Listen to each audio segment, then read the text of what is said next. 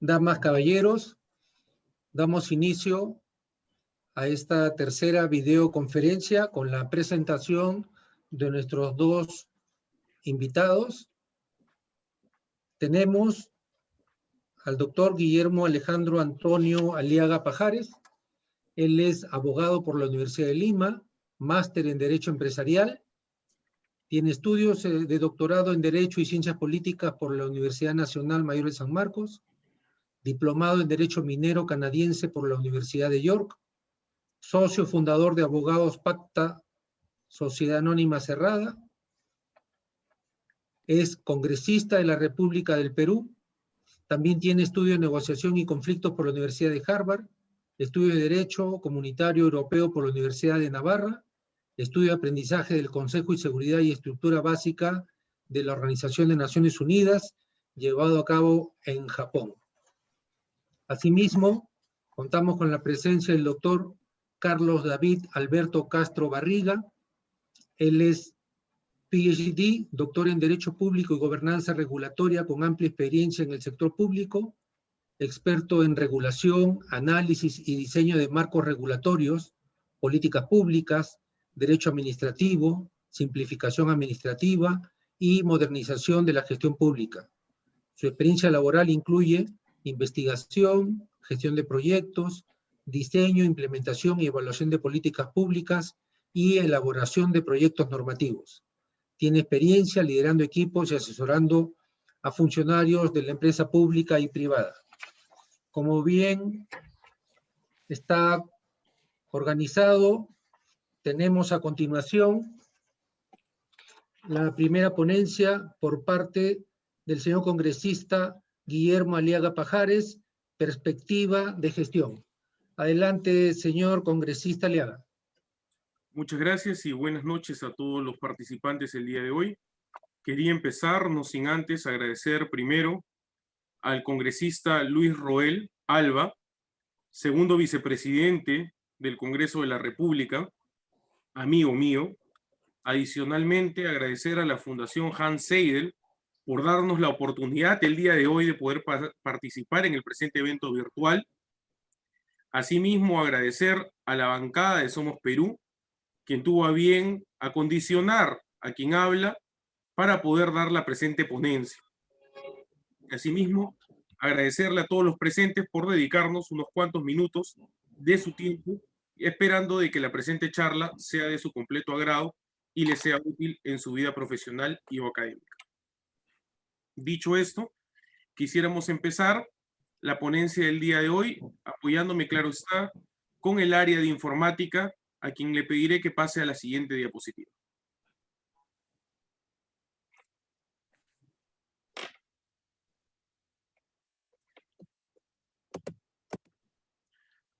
Bueno, el artículo 64, literal A, establece, claro está, de lo que viene a ser la Constitución, establece que se comprende el debate y aprobación de leyes orgánicas respecto de la formulación de las iniciativas legislativas, tanto en leyes orgánicas, leyes autoritativas para ejercer la legislación delegada, leyes presupuestales y financieras, leyes de demarcación territorial, leyes de reforma de la propia Constitución Política, del reglamento del Congreso y de las resoluciones legislativas.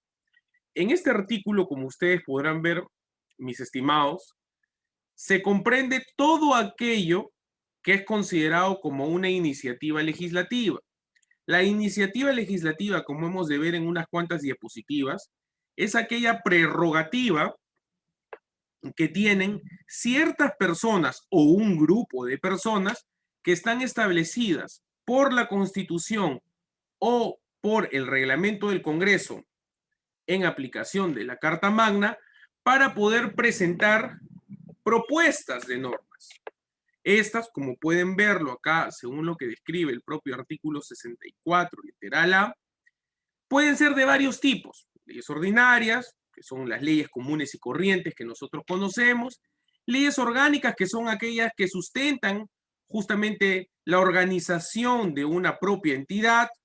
Leyes autoritativas, ¿no? Cuando se va a delegar la facultad, en el caso principalmente o básicamente de los decretos legislativos, se le cede una facultad legislativa específica y por un cierto periodo de tiempo al Poder Ejecutivo, leyes presupuestales y financieras que se dan usualmente una vez al año, que es la Ley General del Presupuesto de la República, leyes de demarcación territorial, que son aquellas para fijar los límites fronterizos, gobiernos regionales, gobiernos municipales, provinciales, distritales, obviamente previo acuerdo o previa opinión técnica favorable de la Presidencia del Consejo de Ministros, leyes de reforma de la Constitución Política, un tema muy sonado hoy en día, que está dentro de lo que establece el artículo 206 de la Carta Magna, del propio reglamento del Congreso, que no es más que una ley orgánica del propio Congreso, y las resoluciones legislativas, que son la manera como el Ejecutivo, perdón, como el Legislativo expresa su voluntad. Aquí podemos ver que el procedimiento legislativo para aprobar las leyes se aplican en todas las normas que podemos ver a continuación. Leyes ordinarias, reforma de la Constitución, orgánicas, presupuestales y financieras, autoritativas de legislación delegada, leyes de amnistía, demarcatorias que lo hemos visto, resoluciones legislativas y resoluciones legislativas de aprobación de las normas reglamentarias internas del Congreso, es aquellas mediante las cuales se modifica, como hemos explicado, lo que viene a ser el propio reglamento del Congreso o ley orgánica del Congreso. Respecto de las etapas, muy bien, veamos. El propio artículo 73 del reglamento del Congreso establece cuáles son las etapas para poder ver toda la formulación de una ley. Inicia, como hemos hecho mención, con esta prerrogativa que tienen algunas personas o grupo de personas que se denomina iniciativa legislativa. Dado cuenta de la presentación de una iniciativa legislativa, la misma pasa al estudio en comisiones. ¿Qué cosa es el estudio en comisiones? Es aquella organización parlamentaria interna, está dividido en 24 comisiones los estudios dentro del propio Congreso de la República, mediante el cual las comisiones reciben las iniciativas legislativas de acuerdo a un criterio de especialidad. Este criterio de especialidad es fijado usualmente por la primera vicepresidencia del Congreso. A esto tenemos que tener en consideración que el Congreso de la República tiene un presidente del Congreso y 3 vicepresidencias. En el caso actual, teniendo en cuenta que el señor presidente del Congreso tiene la encargatura de la presidencia de la República, la primera vicepresidenta ha asumido el cargo de presidenta del Congreso y a su vez el segundo vicepresidente, el doctor Roel, ha asumido funciones de la primera vicepresidencia, entre las cuales está derivar los proyectos de ley, iniciativa legislativa, a las respectivas comisiones. Pasado el estudio de comisiones, se materializa el formato final ya pulido, de acuerdo al criterio de especialidad, en un dictamen. El estudio de comisiones se concluye con un dictamen. El dictamen, entendiendo que ha sido votado dentro de la comisión, debe ser publicado en el portal del Congreso o en la Gaceta del Congreso o en el Diario Oficial El Peruano para que pueda recabar los comentarios, sugerencias, recomendaciones por parte del público en general.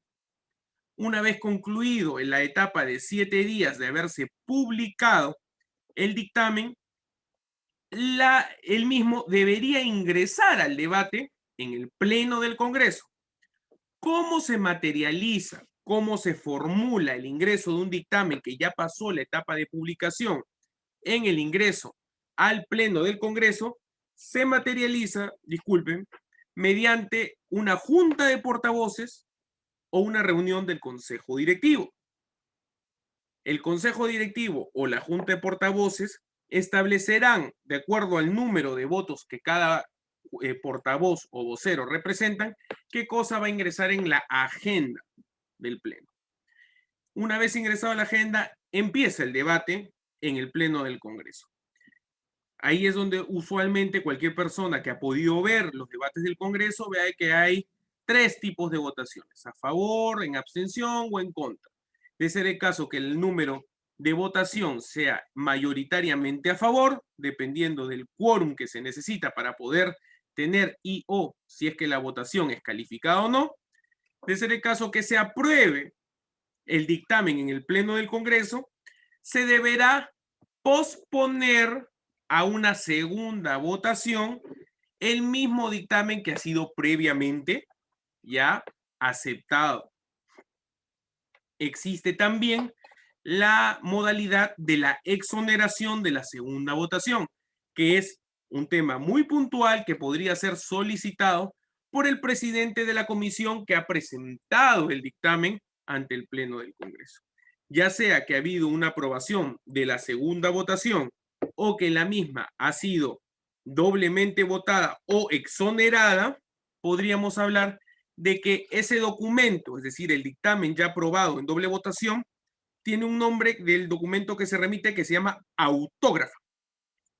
Esa autógrafa tiene como formalidad recoger el dictamen aprobado en dos votaciones y deberá ser remitido al Poder Ejecutivo para su promulgación u observación en una sola oportunidad. Aquella autógrafa tiene que tener adicionalmente a la formalidad y los requisitos que establece la propia norma, tiene que llevar la firma del presidente del Congreso y de un vicepresidente, es decir, tiene que ir doblemente firmado. Por un tema de técnica legislativa, la oficialía mayor lo que solicita también es la rúbrica del presidente de la comisión que sustentó el proyecto de ley en aras de poder dar fe de que no se ha desvirtuado el mismo. Una vez de que llega a la presidencia de la República, la autógrafa, como hacíamos mención, la misma puede ser promulgada o puede ser observada. Para la promulgación o la observación se cuenta con un espacio temporal de 15 días hábiles. Pasados los 15 días hábiles, sin que exista un pronunciamiento por parte del Poder Ejecutivo, automáticamente la autógrafa queda expedita para que la presidenta del Congreso con un vicepresidente pueda mandar a hacer la publicación directa en el diario oficial El Peruano. Caso contrario, si hubiese algún tipo de observación, la misma regresará al Congreso para que el Congreso, a través de la comisión especializada, pueda merituar si es que es menester proceder a una insistencia, con lo cual se promulgaría la norma a criterio del Congreso, o si es que acoge las observaciones remitidas por el Poder Ejecutivo. Ese básicamente es el flow, el ciclo con el cual se cuenta para hacer un procedimiento de carácter legislativo. Hablamos de la prerrogativa de lo que viene a ser la iniciativa legislativa. ¿Quiénes la tienen? Pues nuestra Carta Magna establece quiénes son aquellas personas que gozan de esta iniciativa legislativa. Adicionalmente, el propio reglamento del Congreso en su artículo 74 establece quiénes tienen la prerrogativa de poder presentar iniciativas legislativas. Cabe mencionar que si bien es cierto, todos los señores congresistas tienen la iniciativa legislativa, para poder hacer un control de, entre comillas, calidad política, claro está, respecto de la propuesta legislativa que se está dando, es que la misma tiene que ser respaldada por un grupo parlamentario. Un grupo parlamentario es aquella unidad mediante la cual, conformada por un número no menor de 5 congresistas, existe algún tipo de afinidad política usualmente, para de esta manera conformar un grupo que puede presidir una comisión, entre otras cosas. Ese grupo parlamentario usualmente es el que respalda la iniciativa legislativa de un señor congresista. Para poder llevar esta suerte de tamiz de control, lo que se hace es que se solicita que el vocero del grupo parlamentario, adicionalmente las 4 firmas adicionales que se tienen que pedir para que pueda ser calificada la iniciativa legislativa o proyecto de ley, el vocero también tiene que suscribir la iniciativa legislativa. ¿Cuál es el contenido de una iniciativa legislativa? Es muy importante el tema de la fórmula legal, es decir, lo que se intenta materializar en artículos, y de ahí viene algo que muchas veces es sopesado por algunas personas, que es la exposición de motivos, en la cual se debe expresar los fundamentos por los cuales la fórmula legal es importante. Y adicionalmente, se tiene que presentar un análisis de costo-beneficio de la norma que vendría a ser más adelante aprobada, teniendo en consideración lo que establece el propio Constitución de la República, estableciendo que, por ejemplo, no tiene poder de iniciativa de gasto el poder legislativo, ¿no? Entonces siempre se hace ese análisis de costo-beneficio. Usualmente se debería trabajar sobre un costo que sea mucho menor al beneficio que se está obteniendo, y de ser el caso que se rogue gastos en el Estado, pues tiene que venir consensuado con el Ministerio de Economía y Finanzas. Ante quien se presenta una iniciativa legislativa que ya cuenta con toda la formalidad de ley, es decir, la firma del ponente que propone, adicionalmente con 4 miembros de una usualmente bancada más un vocero, se presentan ante la oficialía mayor, obviamente en un día hábil y en el horario para poder hacer su registro. Las iniciativas legislativas, punto aparte y a manera de acolación, es importante precisar que la iniciativa legislativa no es solamente una prerrogativa que tienen los señores congresistas a través de su grupo parlamentario, como hemos explicado, sino también la tienen el presidente de la República, los ciudadanos que conformen no menos del 0.3 de la población electoral, el Poder Judicial, el Ministerio Público, el Defensor del Pueblo, los miembros del Jurado Nacional de Elecciones en Pleno, lo que era antes el Consejo Nacional de la Magistratura, hoy la Junta Nacional de Justicia, los miembros del Tribunal Constitucional, la Contraloría General de la República, el Banco Central de Reserva, la Superintendencia de Banca Seguros, cada uno de los que hemos mencionado dentro del marco de su propia materia.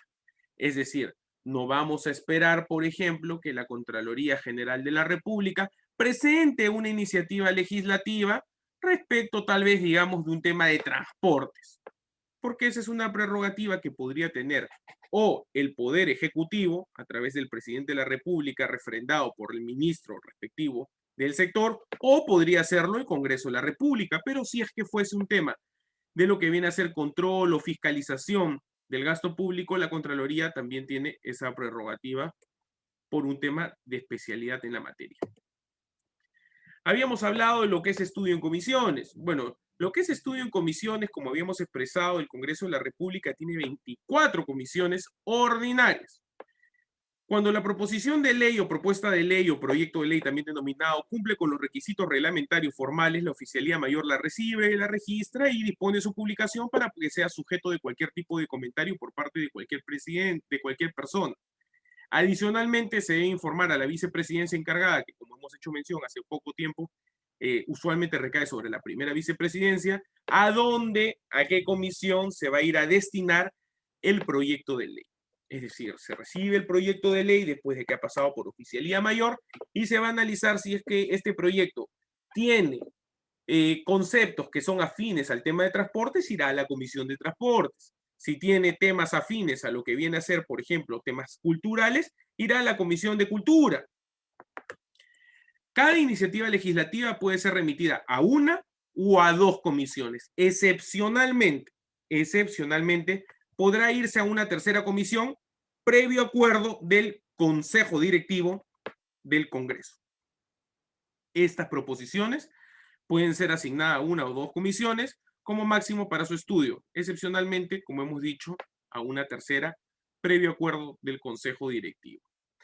Es importante también precisar que ha habido casos en los cuales se ha solicitado que un proyecto de ley pase a 2 comisiones, digamos, a la Comisión de Trabajo y a la Comisión de Economía, y la Comisión de Trabajo emitió su dictamen dentro del plazo de ley y la Comisión de Economía no lo hizo. Entonces, el presidente de la Comisión de Trabajo puede solicitarle a la Junta de Portavoces que se exonere del trámite de la Comisión de Economía para que de esta manera el proyecto de ley pueda seguir con su rumbo. No es lo usual, lo correcto sería que se tengan 2 dictámenes, pero también existe esa posibilidad, ¿no? Se dice esto porque algunas veces verán que había 2 comisiones que habían recibido un mismo proyecto de ley y que solamente una de ellas fue que la dictaminó y al final terminamos teniendo una autógrafa. Lo que pasó fue que se dio una exoneración, sea por la Junta de Portavoces o por el Consejo Directivo, del trámite de la segunda comisión. Ahora, la publicación de los dictámenes en el portal del Congreso o en la Gaceta del Congreso o en el Diario Oficial del Peruano. Por lo menos 7 días tiene que estar en cualquiera de estos medios publicado lo que viene a ser el dictamen. ¿Para qué? Para poder recibir cualquier tipo de propuesta, sugerencia, recomendación, atingencia, lo que se considere pertinente. Cabe mencionar que este plazo también podría ser exonerado por la propia Junta de Portavoces o el Consejo Directivo, de ser el caso que se necesite dar el trámite a una ley o a un proyecto de ley de una manera con premura. No es lo usual, no es lo recomendable, porque lo correcto siempre es recibir algún tipo de recomendación o queja, como habíamos mencionado, respecto de la iniciativa legislativa, pero también es una posibilidad. Ahora bien, ya tenemos un dictamen que ha sido trabajado en lo que viene a ser la comisión especializada, ha sido publicado, se recogieron o no tal vez los comentarios por parte de cualquier persona. La Junta de Portavoces o el Consejo Directivo lo agenda dentro de lo que viene a ser la agenda, valga la redundancia, del Pleno del Congreso para poder iniciar el debate en el Pleno. Cuando el Pleno lo estime necesario, podrá acordar a pedido de un congresista o grupo parlamentario por mayoría simple de los presentes la conformación de una comisión de redacción conformada por 3 congresistas propuestos por el presidente a efecto de que revisen la redacción de las proposiciones aprobadas. Cabe mencionar adicionalmente que si se plantea y aprueba una cuestión previa, el dictamen podría regresar a las comisiones, ¿no? Que es una cuestión previa, se verá más adelante, pero básicamente es una solicitud que puede hacer un congresista para que el Pleno del Congreso vote si es que algún tema que se está dictaminando necesita ser mejor estudiado de conformidad con lo que establece el artículo 60 del reglamento del Congreso. De ser el caso que la votación le sea favorable, es decir, la mitad más 1 del número hábil de congresistas para tal momento, se ordenará que se reenvíe nuevamente a la comisión para mejorar el estudio de la propuesta legislativa. Adicionalmente, es importante mencionar que, de aprobarse la propuesta de ley en el Pleno del Congreso, el oficial mayor redactará la autógrafa siempre y cuando se cuente con por lo menos 2 votaciones, como hemos establecido, o que cuente con la exoneración del trámite de la segunda votación. La aprobación por doble votación es lo que acabamos de hacer mención. Teniendo en consideración de que hoy en día contamos con un Congreso unicameral, se estableció la aprobación por doble votación de las iniciativas legislativas. ¿Esto para qué? Para poder generar una cierta gama de consenso, reflexión, toda vez que no se tiene una segunda cámara para poder vetar y o cuestionar una norma que ha sido previamente aprobada con el Congreso. Como les dije mención, se podría exonerar de este trámite de segunda votación a solicitud del presidente de la comisión que ha dictaminado y sobre la cual se ha aprobado la iniciativa legislativa. Sin el requisito de la doble votación, la mesa directiva, a través de su presidenta, presidente y un vicepresidente, no puede proseguir el trámite del proyecto de ley ni enviarlo al presidente de la República para su promulgación y o observación. La promulgación es aquel acto solemne, ¿no?, mediante el cual el presidente de la República, dentro del plazo de 15 días útiles de haber recibido la autógrafa emitida por el Congreso de la República, procede a hacer la publicación de la fórmula legislativa aprobada en el Diario Oficial del Peruano para que al día siguiente hábil pues sea aplicable a nivel nacional como una ley ya otorgada a nombre de la nación. Muchas gracias. Esperamos de que la presente explicación haya sido de vuestro agrado y quedamos, claro está, ante cualquier consulta. Cabe mencionar que es importante precisar de que esto que ha sido materia de explicación en unos cuantos minutos es mucho más largo que eso en la vida real.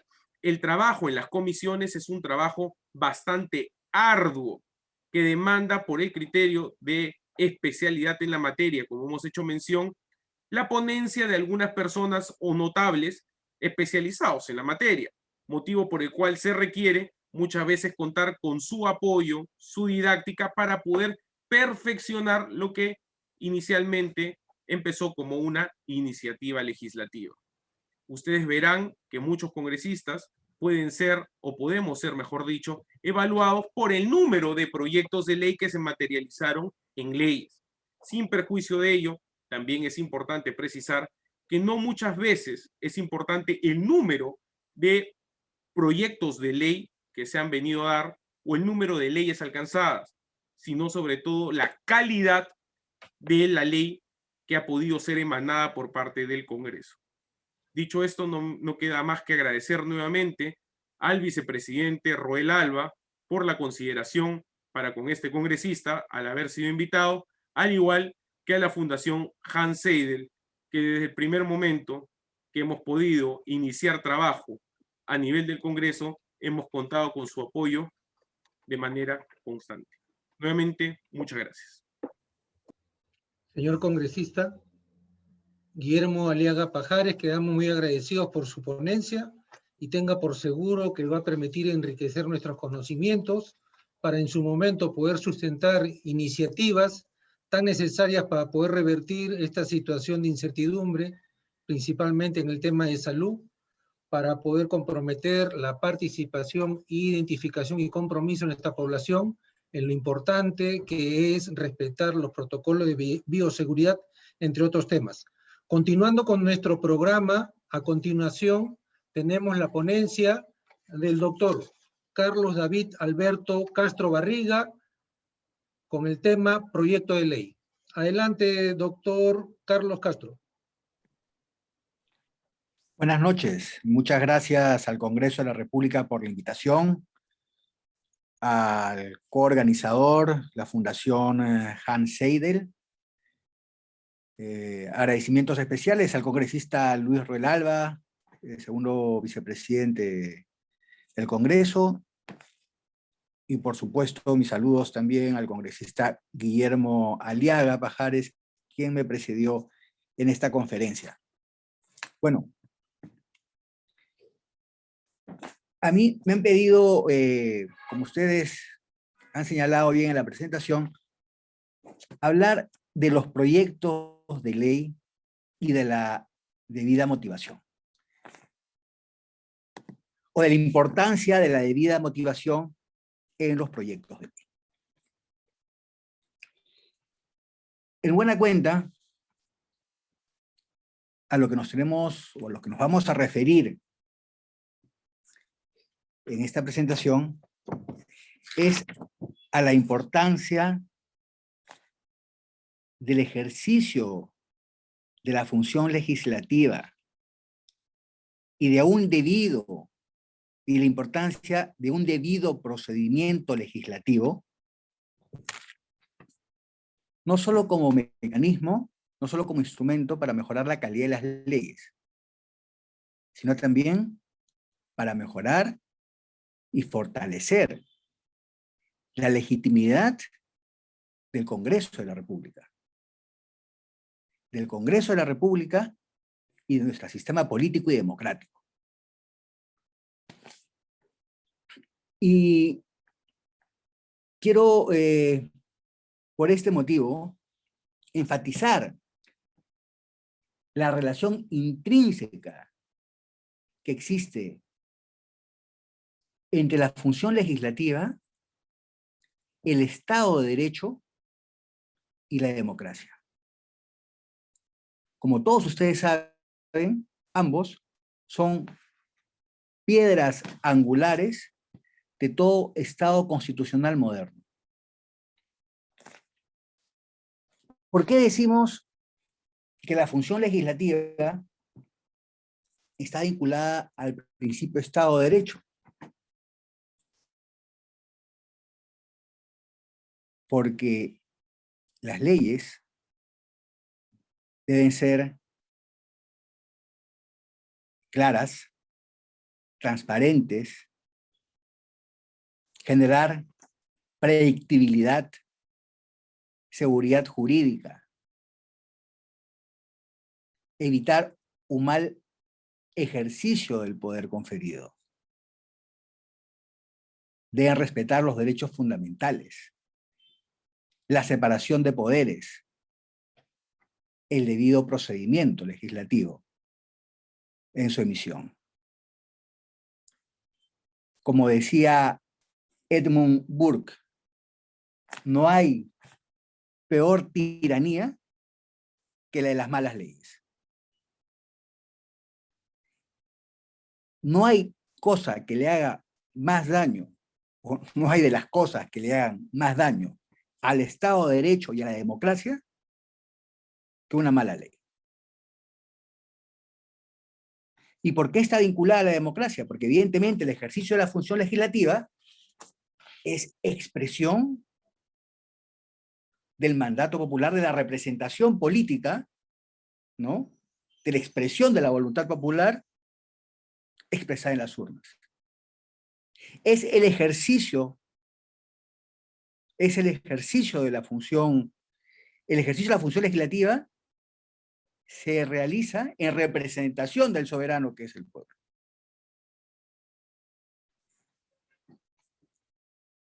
Y por tanto, esa expresión consensuada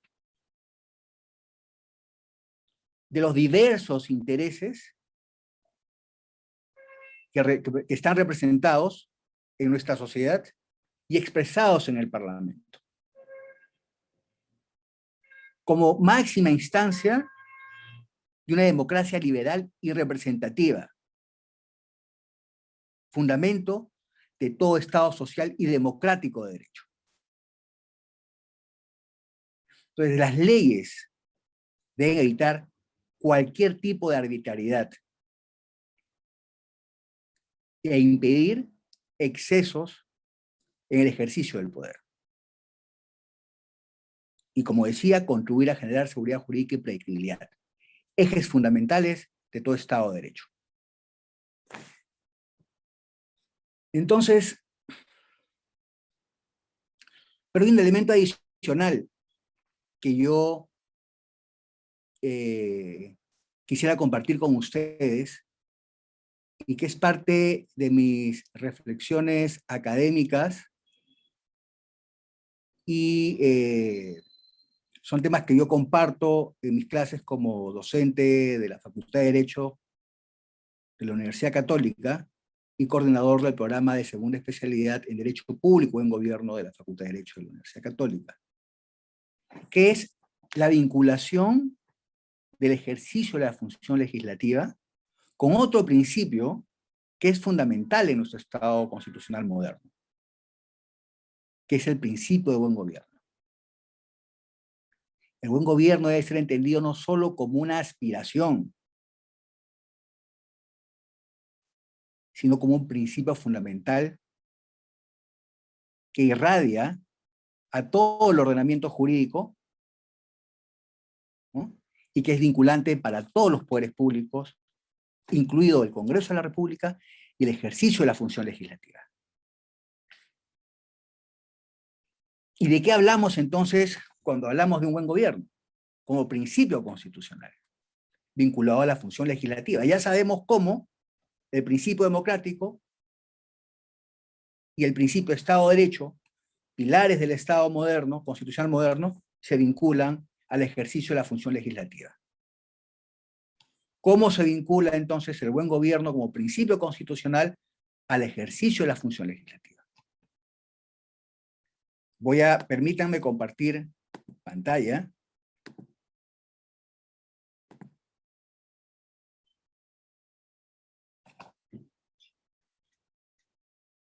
El buen gobierno, como principio constitucional, está orientado no solo a que sea un ejercicio de las facultades conferidas en el marco o respetando el principio de legalidad, sino también un adecuado ejercicio de las mismas, especialmente cuando estamos frente al ejercicio de facultades discrecionales, como es el ejercicio de la función legislativa, y además muestra una preocupación porque el resultado de las funciones estatales, ¿no?, que las actuaciones de los poderes públicos sean actuaciones de calidad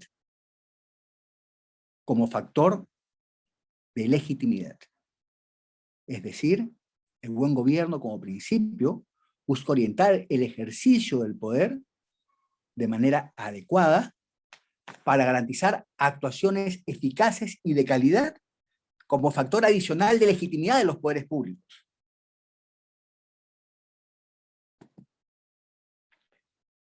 Desde mi perspectiva, el buen gobierno, como principio constitucional, como un principio de deber además, lo podemos encontrar en los artículos 44 y 39 de la Constitución Política del Perú.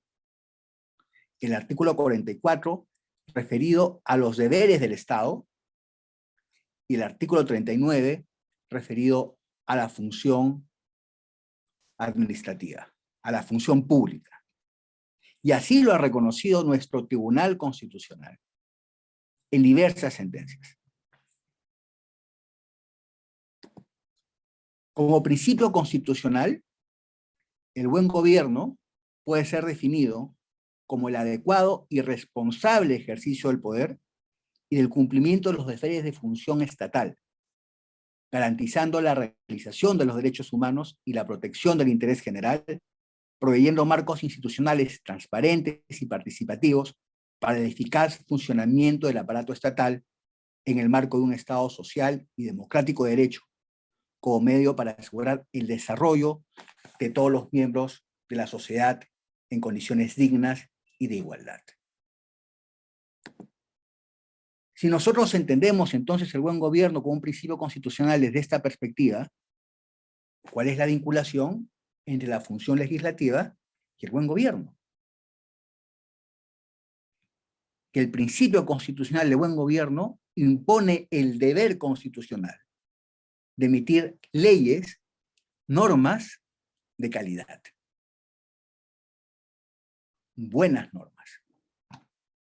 Un buen gobierno requiere de un buen parlamento. Y un buen parlamento requiere, para legitimar su función ante la ciudadanía y fortalecer el sistema democrático, de buenas leyes, de buena legislación. Ya es sabido y una crítica constante cómo las leyes, las malas leyes, pueden constituirse en un obstáculo para el desarrollo social, económico, para el goce y el ejercicio de derechos fundamentales, para el acceso a bienes y servicios públicos esenciales. Cómo puede generar incertidumbre el exceso de normas que nadie cumple, porque no solo la gente no las conoce, sino porque no son claras y no tienen definido cuál es su objetivo y finalidad pública, cuál es el problema público que quieren resolver. Las leyes, las normas en general, son un instrumento de política pública. Y si bien la definición de políticas públicas, el ámbito de la policy, es un ámbito que corresponde más al Ejecutivo, las leyes no dejan de tener menos impacto en la implementación de políticas públicas. Y no dejan de ser un instrumento fundamental para contribuir al bienestar y al desarrollo de nuestra sociedad. Y si bien las leyes, la producción normativa, responden a un debate y consenso político de las diferentes fuerzas representadas en el Parlamento, no es menos cierto que también deben basarse en estándares de calidad, porque tienen como función, como cualquier norma, contribuir a solucionar un problema público, contribuir a garantizar el bienestar general. Entonces, la función normativa o regulatoria del Estado, cualquiera sea el poder estatal, parlamento, ejecutivo, gobiernos subnacionales, que lo esté ejerciendo, debe realizarse con determinados estándares. ¿Para qué garantizar precisamente que las normas sean buenas normas. Y entonces, si nosotros definimos el buen gobierno como principio constitucional, como lo hemos definido, vinculándolo además a la función normativa y a la búsqueda de la calidad de las normas y en general de la actuación de los poderes públicos, y en este caso en específico de las normas, como medio de garantizar la legitimidad de la actuación de los poderes públicos, tendremos que coincidir además, y acá vuelvo a compartir pantalla,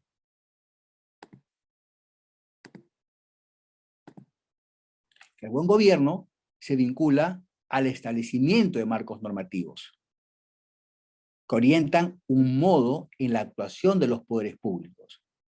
Y es en este sentido que estos marcos normativos, que estas leyes se van a constituir en las herramientas para poder direccionar el ejercicio de la discrecionalidad estatal, sobre todo, para satisfacer el interés general y el aseguramiento de la calidad de las intervenciones de los agentes del Estado.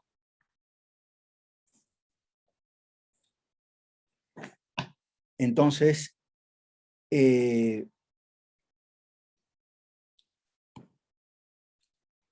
Congreso, a través del ejercicio de la función legislativa, va a legitimar su actuación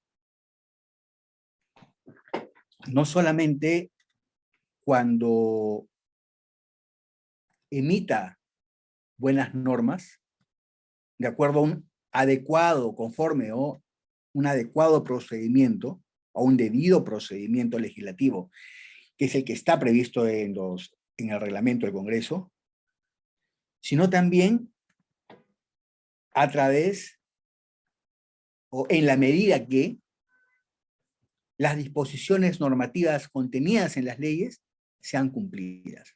Es decir, en la medida de que las normas sean eficaces.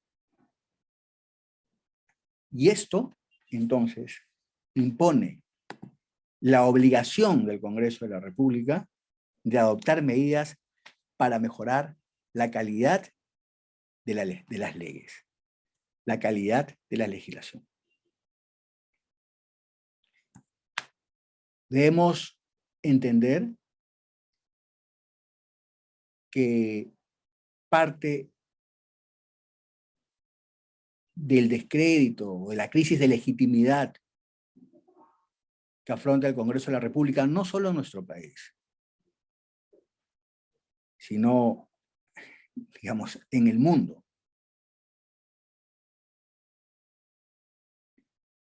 En muchos casos, tiene también, o es consecuencia también, de un mal ejercicio de la función legislativa, por los impactos negativos que vemos que éstas tienen tanto en el Estado de Derecho, como en el principio democrático, como en el principio de buen gobierno.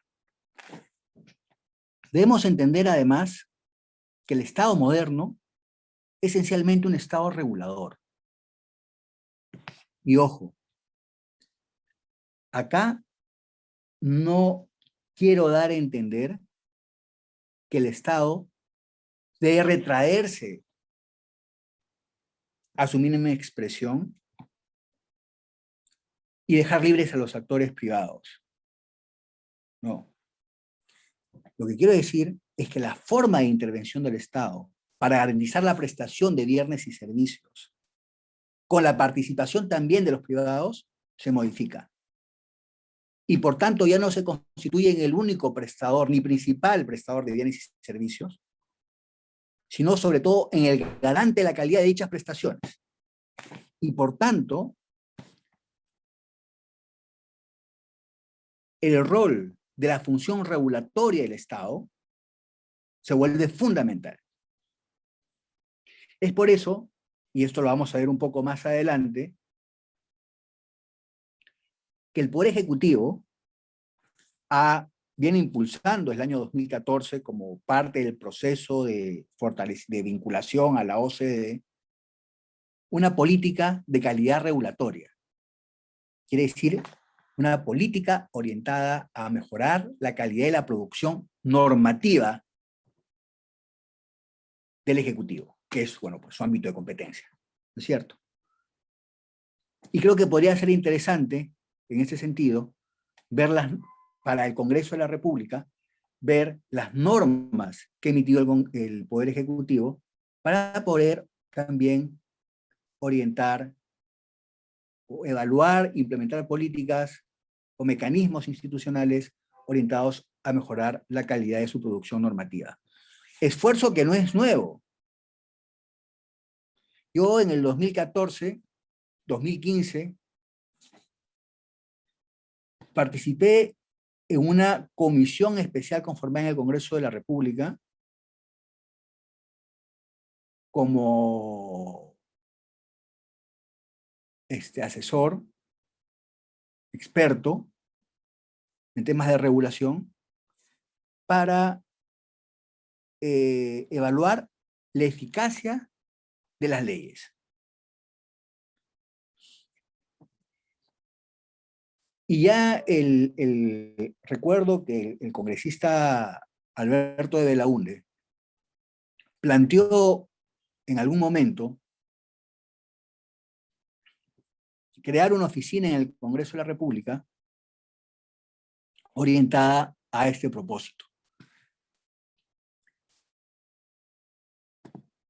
Entonces, siendo uno de los retos del Estado constitucional moderno y Congreso de la República en particular, emitir normas de calidad, leyes de calidad, ¿no? Mejorar la calidad de las leyes, una pregunta que deberíamos hacernos es, ¿cuáles son las características que debe tener una buena legislación? Y aquí voy a permitirme nuevamente compartir pantalla.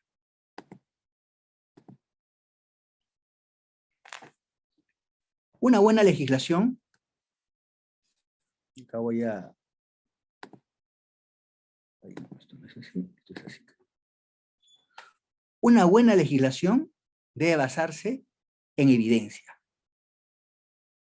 Es decir, lo que debemos respondernos es si la ley que vamos a aprobar, que va a aprobar el Congreso, es el mejor medio para hacer frente a un problema público. Y en ese sentido, definir bien el objetivo y la finalidad pública que tiene esa regulación. Es decir, cuál es el problema que la ley que va a aprobar el Congreso tiene como objetivo. ¿Cuál es el objetivo que la ley, cuál es el problema público que la ley que va a aprobar el Congreso tiene como objetivo contribuir a resolver? Esta ley, o este proyecto, o esta propuesta normativa, debe ser objeto de un análisis y debate amplio y el resultado de un análisis de diversas opciones, donde además sean estimados los costos y los beneficios de la norma. Todos sabemos que uno de los requisitos de las proposiciones legislativas en la exposición de motivos es que éste contenga también un análisis del costo y beneficio. Pero también sabemos que el análisis costo-beneficio de la norma, en realidad, en la práctica, se ha vuelto un saludo a la bandera. Y en este sentido hay un estudio muy interesante del profesor Antonio Peña Jumpa, que es colega de la Facultad de Derecho, respecto a cómo se ha venido aplicando el análisis costo-beneficio en los proyectos de ley o en las leyes del Congreso de la República. Las leyes que se aprueben deben siempre justificar sus costos. Y el procedimiento legislativo debe ser transparente y abierto a las partes interesadas, abierto a la ciudadanía. Debe darse de cara a la ciudadanía.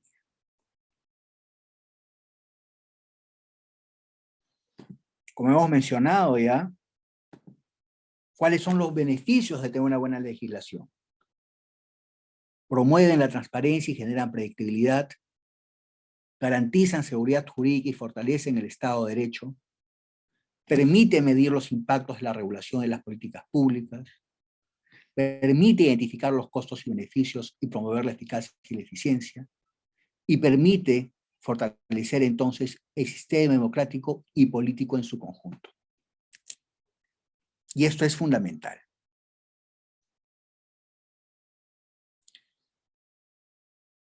Entonces, un buen gobierno necesita de un buen parlamento. Y un buen parlamento, para ser tal, se expresa, además se materializa en el buen ejercicio de la función legislativa y, por tanto, en la calidad de la legislación. Y para ello, el ejercicio de la función legislativa debe estar orientado por ciertos parámetros de actuación que van a determinar un modo particular del ejercicio de aquella función y, por tanto, la calidad del mismo, la calidad del procedimiento.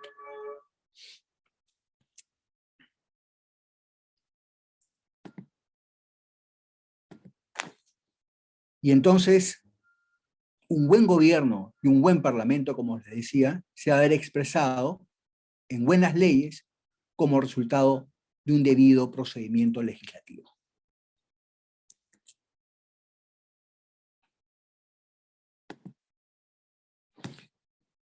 Tan importante es este aspecto que yo quisiera permitirme proponer 5 criterios, 5 estándares que pueden contribuir a un buen ejercicio de la función legislativa.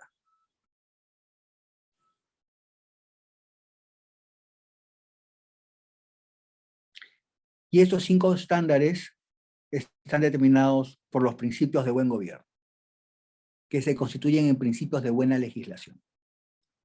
Corrección, transparencia, participación, rendición de cuentas y eficacia. Voy a compartir nuevamente pantalla para explicar cómo se concretiza cada uno de ellos.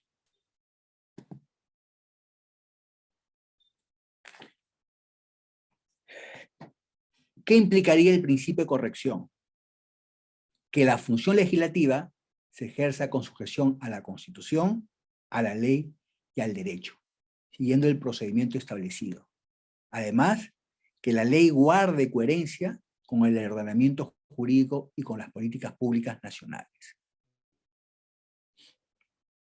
La transparencia implica que el procedimiento legislativo, que el contenido de los proyectos normativos, sea público antes de su aprobación y que las leyes sean formuladas en forma clara y comprensible. Esto es fundamental para la aplicación de la ley por los operadores jurídicos, es decir, por la administración, pero también para que los jueces puedan resolver en caso de conflicto. Entonces, leyes claras contribuyen decididamente al Estado de Derecho y a una mejor interpretación de las normas y, por tanto, a un adecuado acceso o ejercicio del acceso, muy adecuado del ejercicio o goce del derecho de acceso a la justicia. La participación implica establecer mecanismos para recabar de manera efectiva la opinión de las partes interesadas mediante mecanismos de consulta. Y acá cabría hacer la siguiente reflexión. Es cierto que los proyectos normativos tienen que colgarse una vez que han sido presentados, ¿no es cierto? Y también es cierto que el reglamento del Congreso establece que no puede haber debate en el Pleno de los proyectos normativos sin un dictamen de comisiones, y que no puede haber ningún dictamen que no haya sido publicado por lo menos 7 días calendario antes del debate. Pero la pregunta que deberíamos hacernos es, ¿existen criterios estandarizados de cómo debe realizarse el proceso de consulta a las partes interesadas? ¿Tenemos procedimientos sistematizados, homogenizados, para recoger la opinión de las partes interesadas?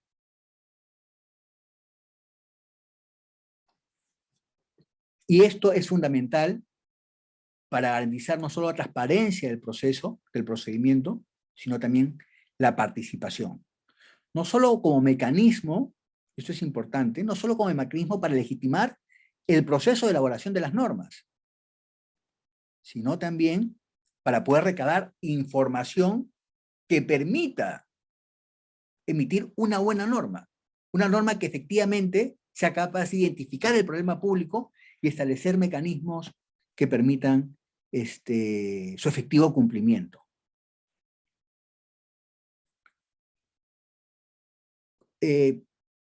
La rendición de cuentas, como otro criterio o principio, ¿qué implicaría en la función legislativa? Que debe justificarse la presentación y la adopción de una proposición legislativa. Y además, se debe dar cuenta del logro de los objetivos de las leyes y debe medirse además su eficacia, es decir, su cumplimiento. Esta última parte, ¿qué implica? Implicaría, y esta es una propuesta para el Congreso de la República, constituir un área especializada que mida periódicamente la eficacia de las leyes para poder hacer la depuración normativa y evitar tener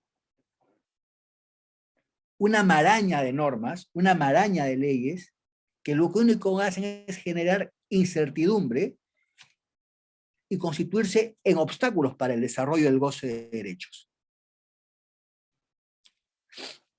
Y la primera parte de este principio o criterio para mejorar la calidad de la legislación implica que justificar la presentación y adopción de proposiciones legislativas va a requerir de que los procesos, de que los proyectos normativos cuenten con una debida motivación, que es parte de esta exposición, que no es otra cosa que una adecuada exposición de motivos. Y finalmente, un criterio adicional de eficacia. ¿Qué implica la eficacia? Que el objetivo de las leyes se encuentre claramente definido y que el mismo debe contribuir a solucionar un problema público, ¿no? Asimismo, que las propias normas, las propias leyes que emite el Congreso, establezcan mecanismos para asegurar su cumplimiento y para medir su impacto. Estos son criterios orientadores que me permito yo recomendar, que pueden ser de mucha utilidad para mejorar el procedimiento, para desarrollar estándares, mecanismos concretos que contribuyan a mejorar la calidad de la producción normativa. Y acá rápidamente, brevemente, para culminar, voy a hacer referencia a 2 puntos.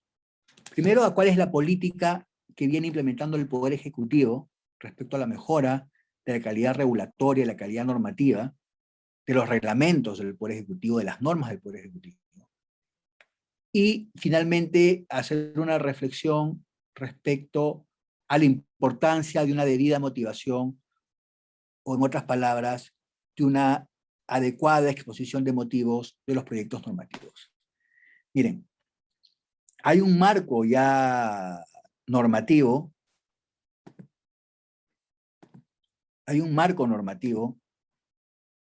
que es el que se ha constituido para contribuir a mejorar la calidad regulatoria del Poder Ejecutivo. Y acá tenemos 5 normas. El decreto legislativo 1310, que se dio en el marco, todos estos decretos legislativos se han dado en facultades delegadas, otorgadas, conferidas en el último quinquenio. El decreto legislativo 1310, que establece la obligación de las entidades del Poder Ejecutivo de realizar un análisis de calidad de sus procedimientos administrativos. El decreto legislativo 1446, que establece o que estableció como una de las finalidades del sistema administrativo de modernización de la gestión pública promover la mejora de la calidad de las regulaciones, o sea, los reglamentos, y la simplificación administrativa. Esto es importante porque quedó claramente establecido que mejorar la calidad, promover la mejora de la calidad de las regulaciones, de los reglamentos del Poder Ejecutivo y la simplificación administrativa es parte fundamental de la modernización de la gestión pública. Y que por tanto el ente rector del interior del Poder Ejecutivo de este proceso es la presidencia del Consejo de Ministros a través de la Secretaría de Gestión Pública, en donde yo me he desempeñado como asesor en estos temas. El decreto legislativo 1452, que modifica la ley del procedimiento administrativo general y, entre otras medidas, establece la obligación de que para crear procedimientos administrativos debe realizarse un análisis de calidad regulatoria o el análisis de calidad regulatoria establecido en el decreto legislativo 1310 o en la norma correspondiente.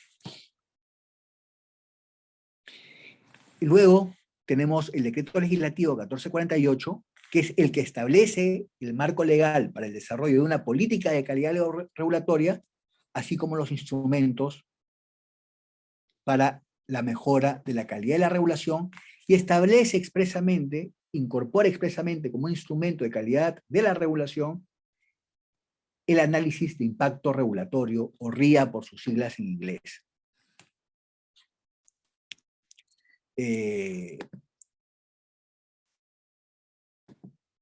Estos son algunos de los instrumentos que estableció el decreto legislativo 1448, ¿no?, como instrumentos para la mejora de la calidad de regulación, que es una lista abierta, ¿no? Como vemos acá, uno de los instrumentos son la revisión y la derogación de normas del ordenamiento jurídico, determinar el costo de la regulación y de los trámites, la consulta a través de sus diversas modalidades, la simplificación administrativa, el análisis de calidad regulatoria de los procedimientos administrativos y el análisis de impacto regulatorio. El 1448 estableció además la obligación del Poder Ejecutivo de emitir el reglamento que debería ser el que establece cómo las entidades del Poder Ejecutivo van a aplicar el análisis de impacto regulatorio de los proyectos de reglamento. Y esa norma ha sido aprobada recientemente, perdón, acá voy a compartir pantalla. Creo que no se puede, bueno. Había una pequeña...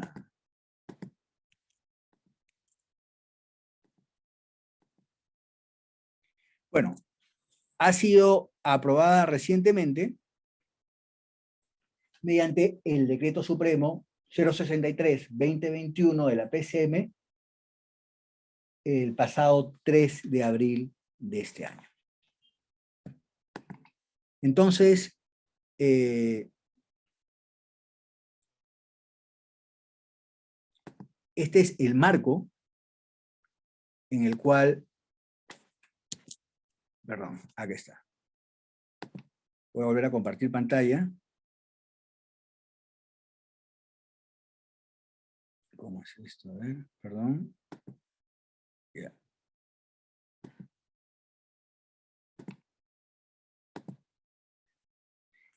El Decreto Supremo 063. Ahora, el 1448 define que debemos entender por la mejora de la calidad regulatoria. Y es interesante porque a la letra señala: la mejora de la calidad regulatoria es un proceso ordenado, integral, coordinado, gradual y continuo, orientado a promover la eficiencia, eficacia, transparencia y neutralidad en el ejercicio de la función normativa del Estado. Entonces, como vemos, este decreto legislativo ya establece claramente que la calidad regulatoria es un proceso orientado a la mejora del ejercicio de la función normativa. Y, evidentemente, del Estado. Y, evidentemente, el Congreso de la República, a través de la función legislativa, es uno de los poderes del Estado que ejerce función normativa. Entonces, está dado el marco legal para que el Congreso de la República desarrolle estándares orientados a mejorar la calidad de las leyes. Como hemos dicho, la propuesta de estos el Decreto Supremo 063 contiene una serie de principios que son principios orientadores de la mejora de la calidad de los reglamentos, que si los analizamos con detalle, son concreción de los 5 principios o 5 estándares que yo les he presentado como sugerencia. Y para terminar rápidamente, ¿por qué es importante una debida motivación? Como ustedes han visto en la presentación, uno de los elementos centrales de una buena legislación es que esta debe basarse en evidencia y que sus costos y beneficios deben ser estimados. ¿Por qué debe basarse en evidencia? Porque nuevamente, las leyes, las normas, son un instrumento de política pública y por tanto deben estar orientadas a solucionar un problema público. Y para tener claramente determinado si es que estamos ante un problema público a resolver, debemos recolectar información. Un buen procedimiento legislativo implica un proceso de investigación, de levantamiento de información, para que los congresistas de la República, en el ejercicio de función legislativa, puedan adoptar una decisión informada y puedan estar seguros que un buen equipo técnico les está poniendo está poniendo para su evaluación, con los mejores criterios técnicos a la mano, toda la información que ellos requieren para adoptar una buena norma. Y toda esa información y el análisis de diferentes opciones y un análisis de costos-beneficios que realmente sea sujeto a un estudio económico, porque el análisis costo-beneficio es un estudio económico. Es evaluar todos los costos y los beneficios, monetizar los costos y beneficios de una determinada norma, hacer el análisis y que ellos puedan efectivamente tomar una decisión. Y todo eso está expresado en una exposición de motivos. Esto que nosotros hemos mencionado acá, cuando el Poder Ejecutivo, en el marco de las funciones, en el marco de las facultades legislativas delegadas, tuvo que presentar proyectos de ley al Congreso de la República, como buena práctica, yo recuerdo que solicitamos a todos los ministerios que presentaran proyectos de ley, que en su exposición de motivos hicieran un análisis, identificaran claramente cuál era el problema público que querían resolver. Hicieran un análisis claro de cuál era la compatibilidad con otras normas del ordenamiento jurídico y con las políticas nacionales. Hicieran una estimación efectiva de cuáles eran los costos y los beneficios. Entonces,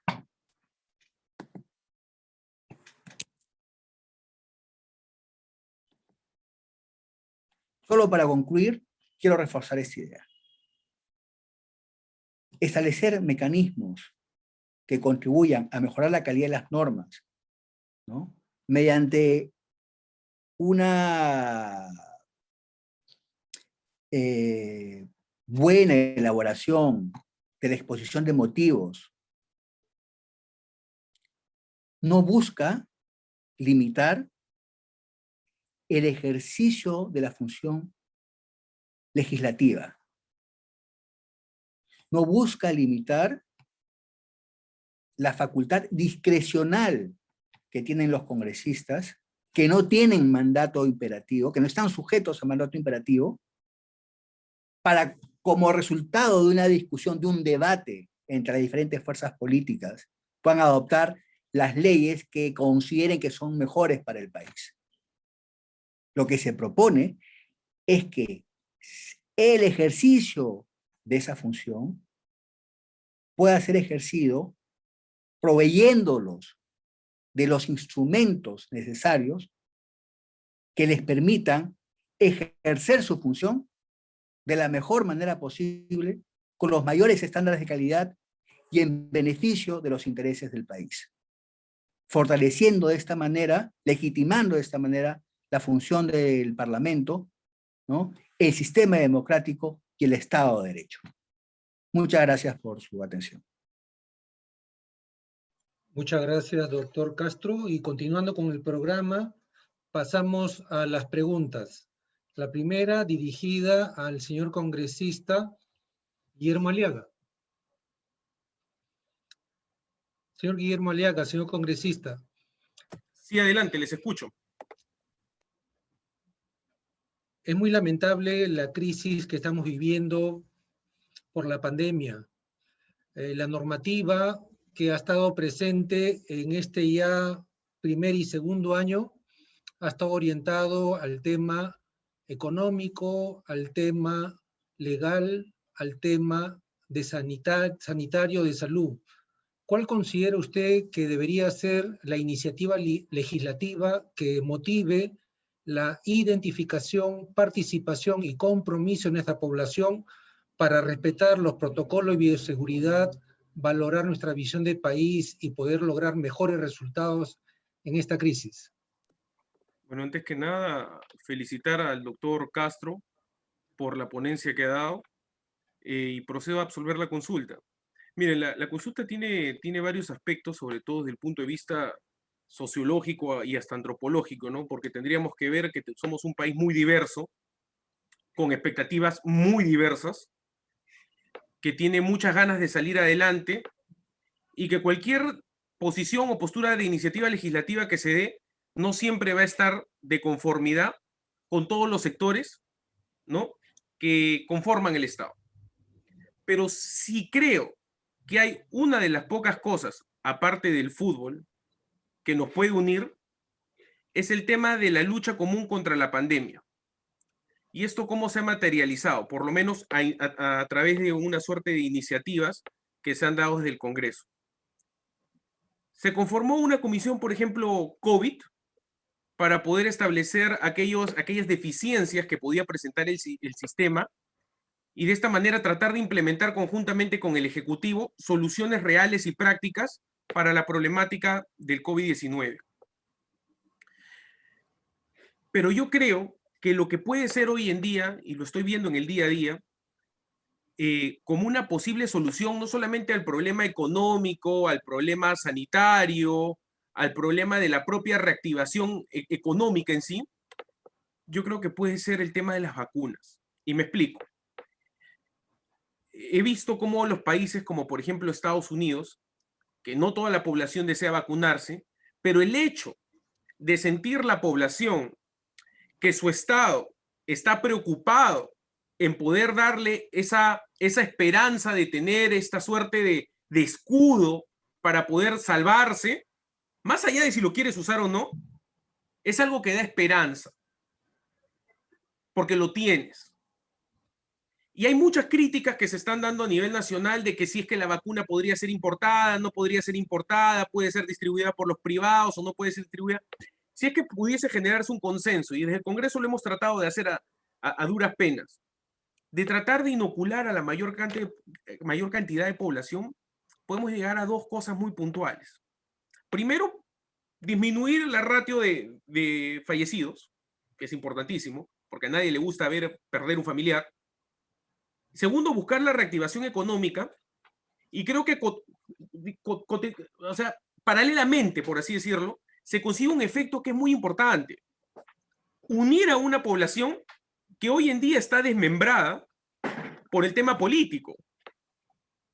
Porque muchos sectores de la población hoy en día han encontrado en un 50-50%, 60-40, 55-45, como se quiera llamar, que hay dos posiciones que están siendo antagónicas y que esta nueva lucha va a conllevar a nuevos retrasos. Si podemos encontrar ese único espacio, uno de los pocos espacios, le digo como hace 2 años, cuando la gente comenzó a buscar ponerse todos la camiseta, ¿no?, de la selección peruana, y eso nos hacía sentir orgullosos. Si podemos encontrar ese pequeño espacio para trabajar de manera conjunta y saber que nuestro Estado no se está cuidando, no se está dando la posibilidad de reactivarnos económicamente, más allá nuevamente si es que deciden o no de manera individual querer vacunarse o no, saber de que ejecutivo, legislativo, actores sociales, la iglesia, el poder judicial, todos dejan de lado un poco lo que viene a ser ese sesgo, ese apetito político personal, y nos juntamos para poder hacer esta cruzada única. Yo creo que no solamente llegamos a esos dos objetivos principales, sino que llamamos a la comunión de muchos peruanos que hoy en día están viendo antagonismos y que si no sabemos superarlos, después del 6 de junio, podría venirse una suerte de polarización adicional que poco o nada le va a servir a este Estado que hemos visto de manera tan precaria, sobre todo en el tema sanitario. Entonces, a manera de conclusión, yo creo que lo que tiene que hacer hoy en día el Congreso, conjuntamente con el Ejecutivo, es terminar de limar esa última aspereza, esa última puntilla que no deja que esto camine como máquina, y poder sacar adelante normas específicamente en el tema de la materia de la vacunación. Lo digo con conocimiento de causa, a nivel del estado de los estados de Estados Unidos, ha servido. Ha generado consensos, ha generado expectativas, ha generado reactivación económica, pero sobre todo, y lo digo de primera mano porque hablo con bastantes personas que son de nacionalidad norteamericana, le genera esa unión de que todos estamos metidos en este buque y tenemos que salir adelante juntos. Esa sería una reflexión inicial.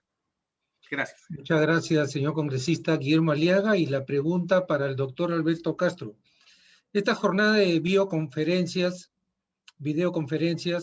está orientado a la celebración de nuestro bicentenario.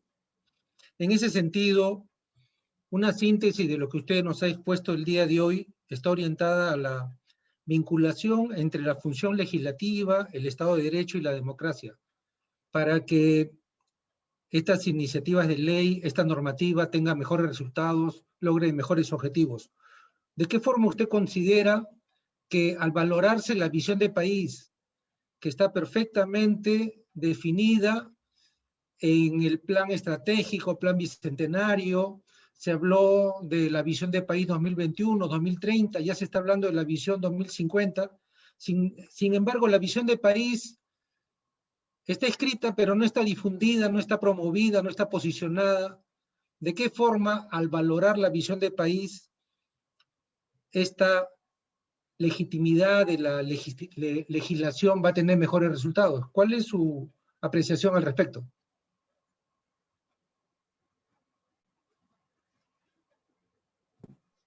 Perdón, como mencionaba al principio de mi presentación, el Estado de Derecho, la vigencia, la legitimidad del Estado de Derecho, democrático de derecho, y del buen gobierno, requiere de normas de calidad, requiere de buenas normas, de buenas leyes. Y esto implica que existan adecuados procedimientos legislativos y mecanismos que contribuyan a ese adecuado procedimiento legislativo. a ese buen procedimiento legislativo. Es fundamental, y creo que una tarea que está pendiente es el fortalecimiento de nuestras instituciones.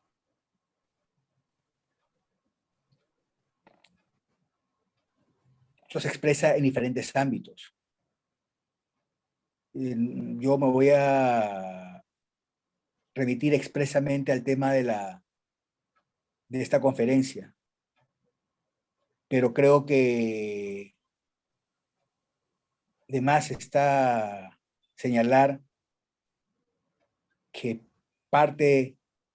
gran parte de la crisis política que hemos experimentado en estos últimos 5 años no es otra cosa más que el reflejo de nuestra crisis y debilidad institucional. Entonces, ¿qué podemos hacer para contribuir desde el Congreso, ya con miras al Bicentenario, a realizar ese proyecto de país, ¿no? Esta visión de país que está pendiente? Emitir normas, buenas normas. O sea, contribuir al fortalecimiento del Estado de Derecho, emitiendo normas que contribuyan efectivamente a solucionar los problemas públicos, los problemas del país, los problemas de las grandes mayorías. Y una medida muy concreta, que hace un momento me han escrito en el chat, y como mencionaba también, es una medida que ya es una propuesta que ha circulado, crear una oficina que pueda efectivamente, en primer lugar, medir el costo y beneficio de los proyectos de ley, que pueda evidentemente verificar si es que se está identificando claramente, adecuadamente, la finalidad pública de la ley y el problema público que se quiere resolver. Si se están estableciendo mecanismos para que de manera periódica pueda evaluarse si esa ley está siendo eficaz o no.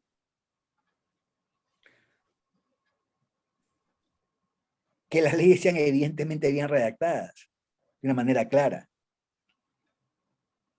Y ojo, nuevamente yo insisto, estos elementos no deben verse como un obstáculo para que las leyes que apruebe el Congreso sean resultado del debate y del consenso de las diferentes fuerzas políticas.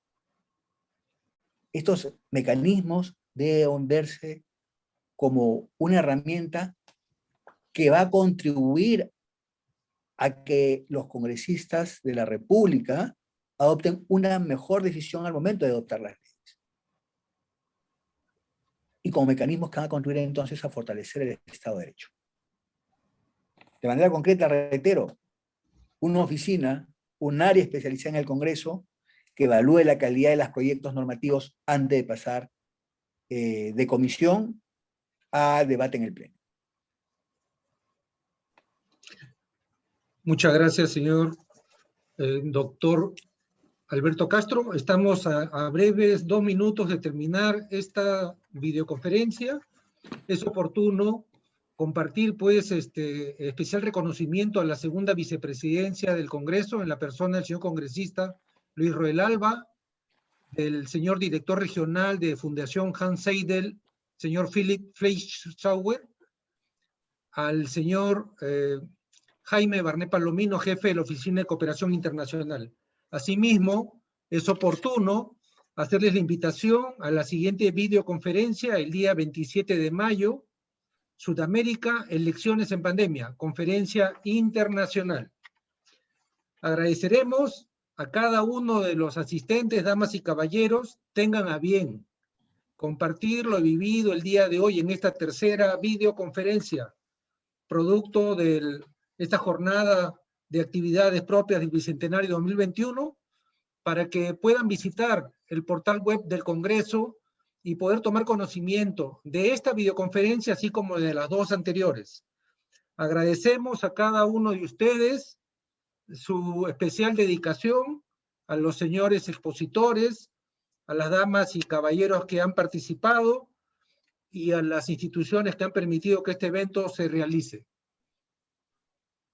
Muchas gracias y será hasta una nueva oportunidad.